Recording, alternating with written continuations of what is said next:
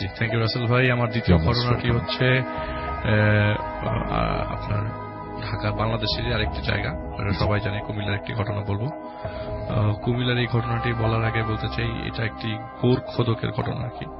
মানে উনি চাক্ষুষ প্রমাণ, বাকিদের কাছ থেকে আমি ঘটনাটা নিয়েছি যে খবর খুলেছে তার কাছ থেকে। আচ্ছা, তো সেই যেই জায়গার ঘটনা বলছি, সেইখানে ওই বাড়ির একটি পারিবারিক গোরস্থান আছে। ওই গোরস্থানে খুব বেশি কবর দেওয়া না, এরকম এত বড় গোরস্থান না, কিন্তু ওইখানে মানুষ মারা গেলে এই শাহাবুদ্দিন নামের লোকটাই কবর খোঁড়ে নরমালি। তো তাকেই ডেকে না হয়, কিন্তু তার কারণ হচ্ছে তার কবর খোঁড়ার মানে কবর যে খুঁড়ে খুব সুন্দর করে খোঁড়ে আর কি। আচ্ছা, গ্রাম সাইডের মানুষ তো খোঁড়ে একটু ডিফারেন্ট হবে, তো তার খোঁড়াটা খুব সুন্দর হয়, সেজন্য তাকে সবসময় ডাকা হয় আর কি। তো ঘটনার দিন যেটি হয়েছে, সেদিন 3 জন মানুষ মারা গিয়েছিল। সেদিন ছিল বৃহস্পতিবার। 3 জন মানুষ মারা গিয়েছিল। এর মধ্যে 2 জন ছিল হচ্ছে বয়স্ক, একজন মহিলা একজন পুরুষ, আরেকটি মেয়ে মারা গিয়েছিল 13 বছর বয়সের একটা মেয়ে। তো সকাল 10টা নাগাদ একটা জানাজা হয়ে কবর হয়। তো ওই কবরস্থানের পাশেই মসজিদ, ওইখানকারই এলাকার মসজিদ। তো ওই মসজিদে জানাজা হয়ে রাত 10টায় কবর হয়, সকাল 10টায় কবর হয়। দুপুর বেলা জোহরের নামাজের পর একটা কবর হয় জানাজা হয়ে। আসরের ওয়াক্তে একটা লাশ আসে। গোরখোদক যে শাহাবুদ্দিন সাহেব, উনি বসেছিলেন আর কি কবরের পাশে। প্রতিটা কবরিতেও তার খোঁড়া আর কি। তো সে অপেক্ষা করতে থাকে, কবর লাশ আসে, কবর হয়ে যায়। আসরের ওয়াক্তে একটা লাশ আসে। ওই লাশটা যেটা বললাম, একটু পরের গ্রামের একটা মেয়ের লাশ আর কি। এটা 13 বছরের মেয়ে। সকালবেলা বড়ই গাছে সুইসাইড করা অবস্থা, মানে ডেড বডিটা পাওয়া যায় আর কি, সুইসাইড করা ডেড বডি আর কি। গলা পেঁচিয়ে, ওড়নার মধ্যে গলা পেঁচিয়ে বড়ই গাছে সুইসাইড করা। তো মেয়েটা লাশ নিয়ে আসে, আসরের ওয়াক্তে নামাজ হয়। নামাজের পরে যখন লাশ কবর দেওয়ার জন্য গেট খুলে ভেতরে ঢুকে, এমন সময় এলাকার লোকজন সবাই চলে আসে। আচ্ছা, তো এলাকার লোকজন চলে আসে। এই আসলে ঘটনা বছর 1993 ঘটনা। তো এলাকার লোকজন আসার পরে বলে যে দূর থেকে তিনি দেখেন যে একটু ঝগড়াঝাটি, একটু বাকবিতণ্ড হচ্ছে আর কি। তো তিনি কাছে যান। কাছে যাওয়ার পরে শুনতে থাকেন যে ওই এলাকার লোকজন চায় না যে ওই মেয়েটার দাফন ওই কবরস্থানে হোক, এবং এই ঝগড়া, এই চিল্লাচিল্লি, মেয়েটার বাবার কান্না, আত্মীয় স্বজনরা সেই কান্না থামায়, আবার তর্কে জড়ায়। এরকম করতে করতে মাগরিবের নামাজ হয়ে যায় আর ঈশার নামাজ হয়ে যায়। আচ্ছা, তো শেষ পর্যন্ত যখন পারমিশন দেওয়া হয় যে ঠিক আছে, তোমার মেয়ের কবরটা এখানে হোক, কারণ তারা চায় না যে কোনো আত্মহত্যা, তো ইসলামে লেখা না, ওই এলাকার লোকজনের কথা, আত্মহত্যা করা যাবে না, আত্মহত্যা করলে একসেপ্টেড না, ওই গ্রামে একসেপ্টেড না। তারা এই জিনিসটা, ওই ফতোয়াটাই তখন পর্যন্ত আর কি, যে না, ডেড বডি এখানে কবর দেওয়া যাবে না, অন্য জায়গায় কবর দাও, নিজের জমিতে কবর দাও। এইরকম কথাবার্তা বলতে বলতে লাস্ট পর্যন্ত একটা কথায় উপনীত হয় যে ডেড বডিটার কবর দেওয়া হবে এখানে, কিন্তু এলাকার কোনো মানুষ ওই জানাজাতে শরিক হবে না। আচ্ছা, তো এলাকার কোনো মানুষ যেহেতু শরিক হয় নাই, তো আত্মীয় স্বজন সহ সব মিলে 7 জন মানুষ ছিল, ওই গোরখোদক এবং ওই ইমাম, তারা সবাই মিলে জানাজা দেয় হচ্ছে রাত 10টার দিকে। তো হারিকেনের আলোয়, রাসেল ভাই, অন্ধকার, ওই এলাকাটা অন্ধকার, তো হারিকেনের আলোয় যতটুকু দেখা যায়, তো লাশ উঠাতে যাবে, এমন সময় সবার আগে খেয়াল পড়ে মেয়ের ভাইয়ের। আর মেয়েটা খুব আদরের মেয়ে ছিল, যে 3টা বাঁধন, যে পায়ের মধ্যে কোমর একটা বাঁধ থাকে আর মাথায় একটা বাঁধন থাকে, একটা বাঁধনও নাই, মানে গিট নাই ডেড বডির মধ্যে। আচ্ছা, এখন সবাই কি শত্রুতা করে গিটটা সরাই দিল, কিন্তু গিটটা তখন পর্যন্ত ঈশার ওয়াক্তে ছিল। হঠাৎ করে গিটটা কোথায় গেল?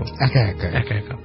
আর আশেপাশে রাসেল ভাই ধানি ক্ষেত, আশেপাশে জমি টমি আর মসজিদ, আর কিছু দূরে গ্রামের বাড়ি, আশেপাশে কোনো ঘর বাড়ি নাই, মানুষের কথাবার্তা শোনা যাচ্ছে না, একদম গুমট অন্ধকার। রাত 10টা 10:30 বাজে, অন্ধকার একদম, আশেপাশে অন্ধকার, চাঁদের আলোটা পর্যন্ত, চাঁদও নেই আকাশে, একদম মানে ওই হারিকেনের আলোতে যতটুকু দেখা যাচ্ছে।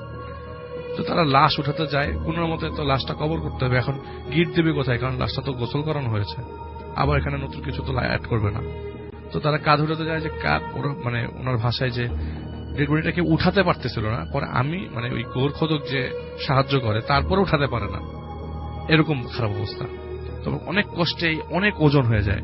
হঠাৎ করে এত ওজন হয়, কারণ যখন নিয়ে আসে তখন এত ওজন ছিল না, হঠাৎ করে এই লাশের ওজন হলো কিভাবে। তো লাশ কাঁধে করে নিয়ে ওই কবর, যেখানে গর্ত করা আছে সেই জায়গা পর্যন্ত যায়। যাওয়ার সময় ওই এক পাশের মানে কাঠের তো লাশের খাটিয়াটা, এক পাশটা সরিয়ে দেয়, সরানোর পরে যাতে ইজিলি ডেড বডিটা মাটিতে মানে কবরের ভিতরে ঢুকাতে পারে।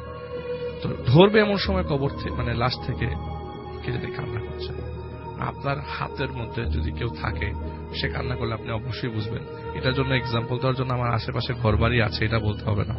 আপনার হাতের কাছে আপনার হাত দিয়ে একজনকে ধরছেন, সে কান্না করছে এবং সেই মানুষটা মৃত, আপনি কি এরকম ভাববেন? তো ওই গোরখোদক এবং সাথে ইমাম সাহেব যে ছিল তাড়াতাড়ি লাশ কবর দেন, তাড়াতাড়ি লাশ দাফন করে। এই জায়গাটা এখন খুবই ইনসিকিউর অবস্থায় আছে, তাড়াতাড়ি লাশটা দাফন করে। ইনসিকিউর না, কবরস্থান তো সবচেয়ে সিকিউর জায়গা, কিন্তু তারপরে তাদের ভয় হচ্ছিল যদি কোনো ধরনের মানে ডিফারেন্ট কিছু তারা দেখে ফেলে তখন জিনিসটা খারাপ হয়।